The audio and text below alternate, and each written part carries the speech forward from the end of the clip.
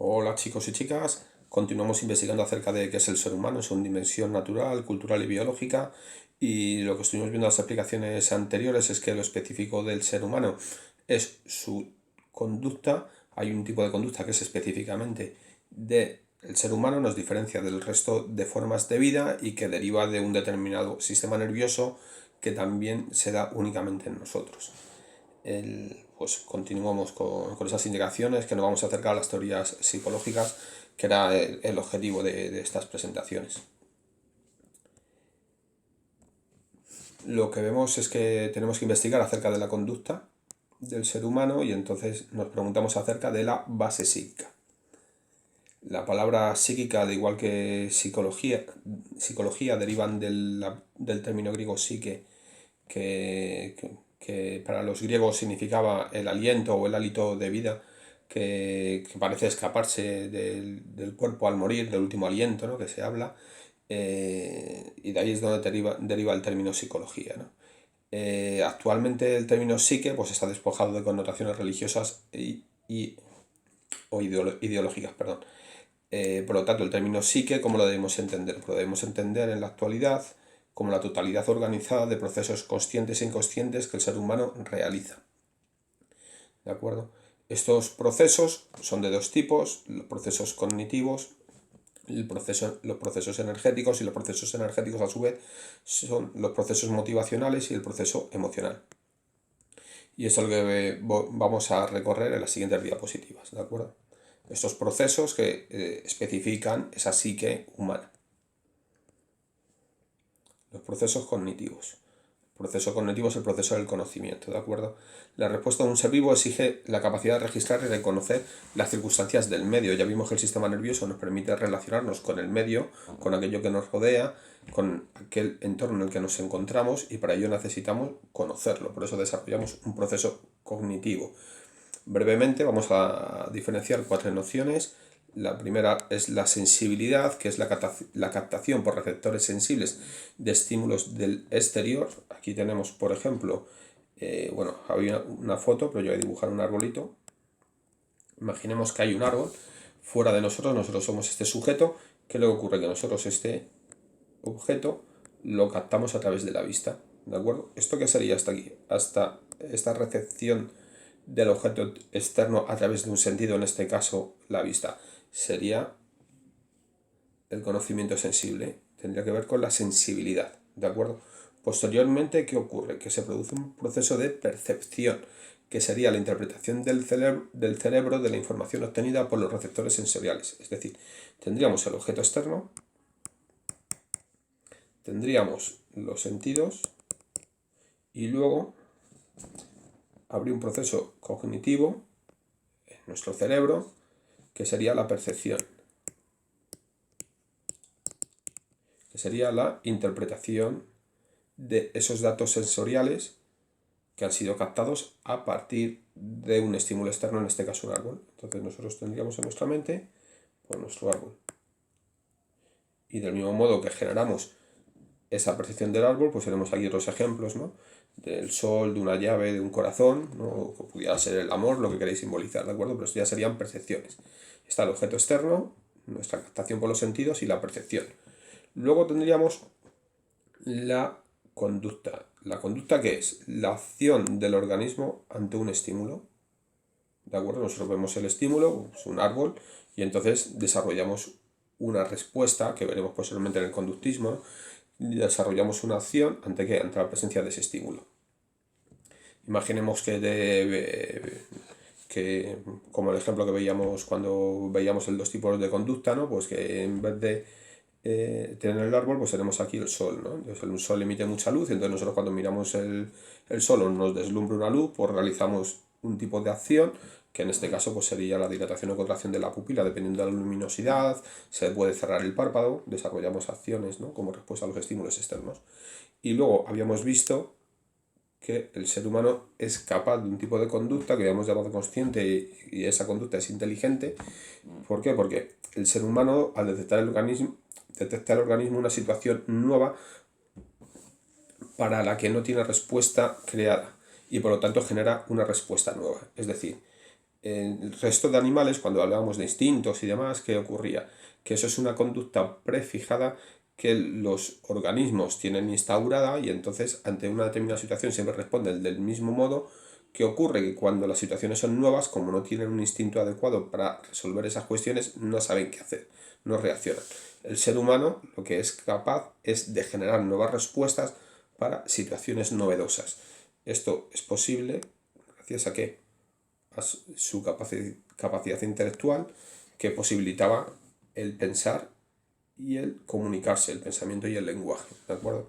Aquí siempre, como somos de la clase de filosofía, pues cuando hay pensamiento y lenguaje, pues sabemos que estos dos términos se engloban dentro del término griego logos. Además del proceso cognitivo, veíamos que había un proceso energético que se diferenciaba en dos. Entonces ahora vamos a ver el proceso energético motivacional. ¿Qué son los motivos? Son las fuerzas o factores predominantemente internos que impulsan al organismo a la acción. ¿De acuerdo? Aquello que nos mueve, es un motor, ¿no? Es aquello que nos hace actuar, lo que nos lleva a la acción. Tendríamos dos tipos de motivos en términos muy generales. Los motivos primarios, que son de origen biológico y que tienden a mantener un organismo en el organismo, el, el equilibrio que intenta mantener el organismo le lleva a una conducta homeostáticas, entonces hablamos de homeostasis, y por ejemplo aquí tendríamos acciones del tipo de comer, ritmo cardíaco, es decir, pues tenemos la sensación de hambre o nuestro ritmo cardíaco y respiratorio se aceleran, ¿para qué? Para restaurar un determinado equilibrio que se ha perdido en nuestro interior, ¿de acuerdo? Y luego tendríamos los motivos secundarios, que son de origen social y que se relacionan con elementos culturales y que se desarrollan a través del aprendizaje. Por ejemplo, la necesidad del afecto, la libertad, la aprobación social, son elementos y acciones que nosotros adquirimos en tanto que miembros de una sociedad, ¿no? Entonces tendríamos estos dos motivos a la hora de actuar, unos de carácter biológico y otros por de origen social, cultural. Como recordáis, en la primera diapositiva veíamos que el hombre tenía esta doble dimensión, una natural que tenía que ver con lo biológico y otra cultural que tiene que ver con este origen social, con esa sociabilidad característica del ser humano. Y luego tenemos esta segunda parte del proceso energético que tiene que ver con lo emocional. Cuando hablamos de emociones hay que diferenciar entre los sentimientos, las emociones y las pasiones. Los sentimientos pues se causan en el sujeto, un estado afectivo que conlleva un placer o dolor. Conlleva un placer o dolor. ¿Qué le caracteriza el sentimiento? Que son cercanos a la experiencia vital que los provoca, que son estables y de intensidad moderada. ¿Qué quiere decir que son de intensidad moderada? Porque los tenemos, estamos sometidos a los sentimientos, los reconocemos, pero no nos dominan del todo, ¿de acuerdo? Y luego, y ejemplos de sentimientos podrían ser la simpatía, la alegría, la tristeza y el amor.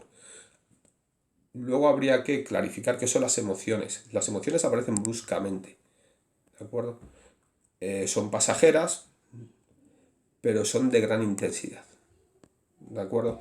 Por ejemplo, ante una situación de desamor, pues podemos tener en el momento en el que nos dicen que ya no somos unos seres amados, ¿no? Y que nos tenemos que desprender de esa persona que por nosotros es querida, pues podemos tener una emoción que nos haga responder con gran intensidad, pero esa gran intensidad desaparece. ¿Qué es lo que queda después? Posteriormente lo que queda es el sentimiento, ¿no? De tristeza, de soledad o de lo que sea, ¿de acuerdo? Las emociones pues son pasajeras porque son momentáneas, pero tienen una gran intensidad. Provocan cambios fisiológicos perceptibles que claramente se pueden ver, es decir, pues en nuestro rostro, pues a lo mejor el lloro, cae la cara de enfado, de angustia, de lo que sea, ¿de acuerdo? De la emoción que estemos viviendo y que nos permiten, pues tienen una gran capacidad adaptativa porque nos permiten actuar con rapidez y seguridad ante lo inesperado, ¿de acuerdo? Igual que he puesto el ejemplo del desamor, pues podemos poner una situación de riesgo. Es decir, la situación de riesgo, por ejemplo, cuando sentimos una emoción, aquí tenemos tres ejemplos, cólera, angustia y miedo, cuando sentimos ante una situación la emoción del miedo, el miedo nos puede ayudar a adaptarnos a esa nueva situación. ¿De acuerdo? ¿Qué es lo que ocurre? Que la emoción del miedo es pasajera. No puedo estar viviendo constantemente en el miedo. El miedo tiene un elemento puntual. Si yo voy por la calle y veo un animal que para mí es peligroso, pues entonces a mí eso me genera miedo y me permite una respuesta inmediata, ¿no? Decir, oye, voy a evitar ese lugar donde está ese riesgo para mí. Lo que no puedo hacer es ir todos los días por la calle dominado por el miedo, ¿no? Entonces es algo pasajero y de gran intensidad. Mientras que sea adaptativo está bien, pero cuando deja de ser adaptativo y nos impide tener una vida con normalidad, pues entonces habría que plantearse cómo podemos gestionar esas emociones, ¿de acuerdo? Pero es fundamental que diferenciemos entre sentimientos y emociones. Y luego por otra parte estarían las pasiones. Las pasiones se darían cuando los sentimientos se presentan de forma vehemente y persistente, ¿de acuerdo? Es decir, cuando un sentimiento tiene una presencia constante en nosotros y de mucha intensidad. Entonces estaríamos hablando de pasiones que nos mueven. Y estas serían las diferenciaciones entre sentimientos, emociones y pasiones, que tendrían que ver con los procesos energéticos que ocurren en nuestra psique, en nuestra mente en última instancia. Como nos abocábamos a la psicología, pues entonces nos planteamos cuáles son los orígenes de la psicología. La psicología como ciencia surge en el siglo XIX. Aquí me estoy dando cuenta yo que hay un error. Esto es 1879, perdón. La psicología como ciencia surge a partir de Wilhelm Wundt, que crea el primer laboratorio de psicología experimental en Leipzig en 1879. Investigar cuál es el objeto que investiga la psicología, la psique, ¿no? Pero ¿qué es la psique? Entonces, cada corriente de psicología entiende que el objeto a estudiar por parte de la psicología para poder ser una ciencia es una cosa u otra. Wilhelm Wundt lo que va a investigar son los contenidos mentales. ¿Cómo lo va a hacer? A través de la introspección. La introspección, ¿qué es? Un proceso por el cual cada individuo puede acceder a sus contenidos mentales. ¿De acuerdo? Pretende estudiar la estructura mental y por eso genera una corriente de psicología que es el estructuralismo y, por ejemplo, lo que se pregunta qué es pensar. ¿De acuerdo?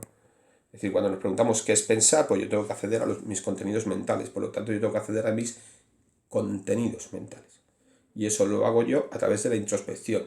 ¿Cuál es el límite de esta propuesta de Wilhelm Wundt? Que el científico, el psicólogo, ¿cómo puede acceder a mis contenidos mentales? No puede directamente, no puede observar mi mente, no puede observar mis contenidos mentales, salvo que yo se los transmita.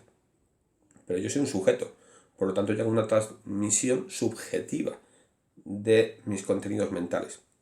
¿Qué se está poniendo ahí en riesgo? Se está poniendo en riesgo la objetividad que requiere el conocimiento científico. ¿De acuerdo? ¿Por qué? Porque los contenidos mentales son míos, personales e individuales. En 1890, William James en Estados Unidos realiza una crítica a Wundt. ¿Por qué? Porque se dedica al estudio de las estructuras mentales. ¿Qué es lo que propone William James lo que propone es investigar las funciones adaptativas de la mente. Es decir, la pregunta se transformaría en ¿qué es pensar? A la de ¿para qué sirve pensar? ¿Qué es lo que están debatiendo aquí? Pues que en el fondo, si se pretende que la psicología sea una ciencia, el objeto de estudio de la ciencia se debe poder objetivizar, debe ser un objeto a investigar, ¿de acuerdo? Posteriormente tenemos otra escuela de psicología, que es la Gestalt,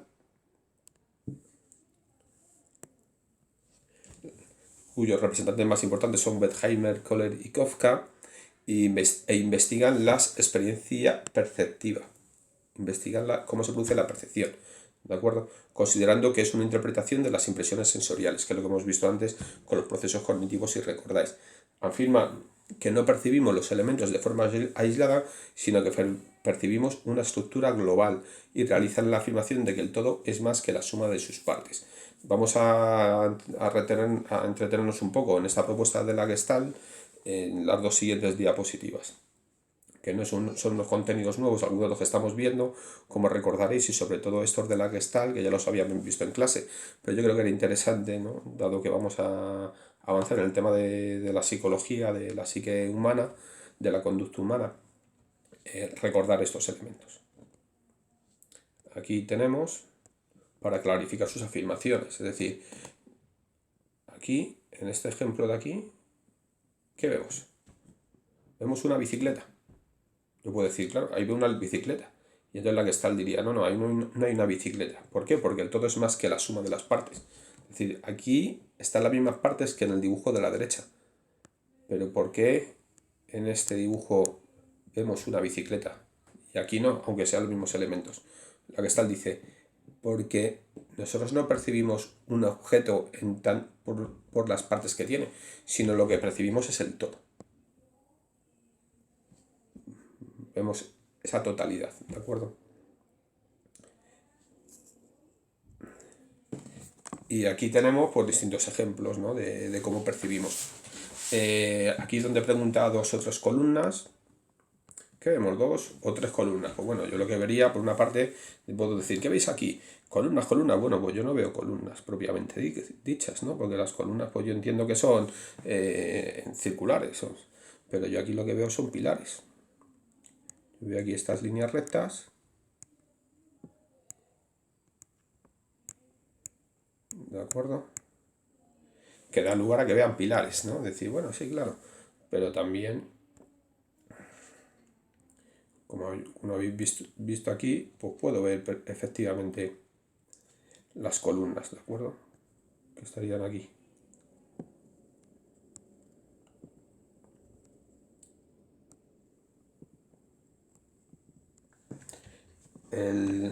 Aquí a la derecha pues podemos ver que hay una mujer joven, ¿no? Que sería más o menos este su perfil y demás, ¿no? Esto sería la nariz. Y o bien podemos ver a la anciana, ¿de acuerdo? Esto sería la nariz, aquí estaría la boca, aquí estaría el ojo, ¿no? En este ejemplo de 3 o 4, pues yo creo que es bastante evidente que el de la izquierda ve 4 barras, el de la derecha 3. Aquí abajo, pues lo que podemos ver es que hay una mujer, ¿no? O que hay un saxofonista. Aquí pues es la famosa copa de Rubin, que vemos 2 rostros enfrentados o vemos una copa. Aquí pues vemos pues, lógicamente que veis vosotros, pues lo único que se ve son manchas, ¿no? Es decir, pero si nos fijamos un poco, pues lo que aparece pues pudiera ser una jirafa, ¿no? Y luego aquí vemos determinados ejemplos, ¿no? de cuestiones que ocurren con la percepción, ¿no? En el caso de las 2 líneas, ¿cuál es más larga? Pues parece que es la de arriba. En el caso B, ¿cuál de las 2 líneas es más larga igualmente? Pues bueno, habría que medirlas. En el ejemplo C, ¿cómo son esas líneas? ¿Son curvas? ¿Son rectas? En el caso D ocurre algo similar, son curvas esas rectas. En el caso E, de las 2 líneas que aparecen horizontales, ¿cuál es más larga, no? Y en el caso F, pues ¿qué es lo que veis, no? Pues parece ser que es una misma línea que atraviesa, ¿no? Por ahí detrás, pero habría que ver si es realmente la misma línea o no. Yo creo que muchos de esos ejemplos pues ya son conocidos por todos y demás, ¿no? La pregunta que se hace la Gestalt es ¿por qué percibimos estas cosas, ¿no? ¿Por qué nos ocurren estas interpretaciones a la hora de percibir la realidad? Entonces lo que desarrollan, que es algo que también vimos en clase, pero recordamos brevemente, son las leyes de agrupación de estímulos, ¿de acuerdo? Por una parte tendríamos la ley de la pregnancia, ¿de acuerdo? Lo que dice la ley de la pregnancia es que cuando tenemos una percepción nosotros la interpretamos, ¿no? Y a la hora de interpretarla pues no cambiamos el estímulo. Permanece la percepción del mismo modo. La ley de proximidad, ¿qué es lo que hacemos? Pues tendemos a agrupar estímulos en función de su proximidad. Por eso aquí lo que os dice es que se pregunta, ¿qué es lo que veis? Pues tendemos a ver 2 columnas de circulitos, ¿de acuerdo? Es decir, ¿por qué no vemos ya circulitos y ya está? Pues tendemos a agrupar por proximidad. Igualmente tendemos a agrupar por semejanza. ¿Aquí qué vemos? Pues alguien podría decir, pues un cuadrado con circulito, un rectángulo con figuras geométricas, pero la mayoría lo que vemos que son 3 columnas, una de cuadrados, otra de triángulos y otra de circulitos. Ley de continuidad. Tendemos, cuando un objeto es interrumpido por la percepción de otro, tendemos a darle continuidad a lo que está detrás, ¿no? Aquí os habla con líneas, pues bueno, yo prefiero dibujar como un rectángulo, que era el ejemplo que aparecía antes, ¿de acuerdo? Entonces yo digo, ¿aquí qué vemos? Pues vemos un rectángulo. Y lo otro que pues pensamos que es una línea que va por detrás, ¿no? Demás. Entonces sería la ley de continuidad, que yo en clase los comentaba, ¿no? Que cuando veo a un alumno detrás de una mesa, pues no le veo completamente, veo la parte superior, la parte inferior del alumno y en mitad veo la mesa, ¿no? El tablero de la mesa. Lo que no pienso es que son dos objetos distintos, uno por encima y otro por debajo de la mesa. Lo percibo como un continuo. ¿Por qué? Por esa ley de continuidad, ¿de acuerdo? La ley de contraste, que en función de los objetos que están cerca de aquello que estoy percibiendo pueden alterar la percepción, que es en el caso anterior habíamos visto, si volvéis a la diapositiva anterior, pues veis algunos, ¿de acuerdo? El círculo central, ¿cuál es más grande, este o este? Pues dependiendo de los objetos que estén cerca de él, pues podemos verlo de un modo o de otro. Igualmente, pues ocurre con los colores, ¿de acuerdo? Aquí os habla de la ley del contraste, que tiene que ver con, pues es una extensión de la ley del contraste, ¿de acuerdo? Del color. Dependiendo del color del objeto que esté en torno a aquello que estamos percibiendo, pues nos puede aparecer con diferentes matices o diferencias, ¿de acuerdo? Y la ley de clausura, es decir, os pregunto aquí qué vemos, pues podemos decir 3 líneas, pero todo lo que tendremos es a clausurar esta figura y decir, bueno, pues es un triángulo, ¿no? Que es un poco con lo que jugaba yo cuando os preguntaba a veces, ¿qué es un triángulo? O dibujaba el triángulo en ese tipo y decía, ¿esto es un triángulo? Y decía, sí, digo, pero esto no es un triángulo. Y jugábamos un poco con la concepción platónica de lo que es algo, ¿no? De las ideas o no. Entonces, bueno, estas son las leyes de agrupación de estímulos de la Gestalt. La ley de contraste, tanto la de tamaño como la de color, tendría que ver con las leyes de fondo y figura, que es lo que nos permite en la copa de Rubin pues, ver dos rostros enfrentados o una copa, dependiendo de qué consideremos que es el fondo y la figura, y eso pues depende del contraste que existe de los colores y del tamaño de los objetos que ahí aparezcan. Y bueno, con esto, bueno, sí, perdón. Con esto pues hemos visto los inicios de la psicología y lo que vamos a ver a partir de ahora son las teorías clásicas de psicología. Vamos a hablar del psicoanálisis, las teorías humanistas, el conductismo, el cognitivismo, Jan Piaget y Lev Vygotsky, que sería propiamente lo que es la psicología, y luego vamos a añadir, aunque la teoría propiamente no están del todo aceptadas en el ámbito científico cuando hablamos de psicología, pero sí vamos a conocer la teoría de las inteligencias múltiples de Gardner y la inteligencia emocional de Daniel Goleman. Y nada, espero haber sido claro, que os haya sido útil. Y bueno, pues ya sabéis lo que nos vamos a dedicar la semana que viene. ¿De acuerdo? Un saludo, chicos.